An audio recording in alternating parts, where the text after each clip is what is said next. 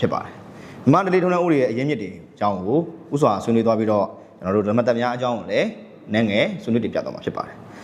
မြန်မာနိုင်ငံတော်ရဲ့သမိုင်းစဉ်အရကျွန်တော်တို့ဗဒေသခေတ်မြန်မာနိုင်ငံတော်စတင်တည်ထောင်ငါစကြရပြင်ကျွန်တော်တို့ဓမ္မတက်ရာဇသက်ဖြတ်ထုံးတဲ့ဆိုတဲ့မြမရိုးရာတရားဥပဒေတွေဟာ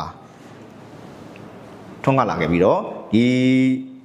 ထုံးနေနဲ့ပဲကျွန်တော်တို့မှုခင်းတွေကိုစီရင်ဆုံးဖြတ်ခဲ့ကြပါတယ်မြန်မာတလေးထုံး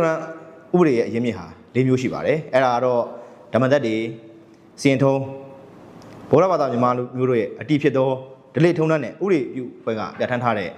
ပဒေတွေဆိုပြီးတော့ဖြစ်ပါတယ်အဲ့တော့ကျွန်တော်တို့ဓမ္မသက်ဒီအကြောင်းကိုဆက်လက်ဆွေးနွေးသွားရမယ်ဆိုရင်ဓမ္မသက်ဆိုတာကတော့လူပေါင်းတို့ရဲ့အကျိုးစီးပွားကိုများစွာအကျိုးပြုတတ်တဲ့ဖြစ်သောကြောင့်ဓမ္မသက်တံဓမ္မသက်မြည်ဆိုပြီးတော့ကျွန်တော်တို့ဆိုပါတယ်ဒီလိုမျိုးလူပေါင်းရဲ့အကျိုးစီးပွားများကို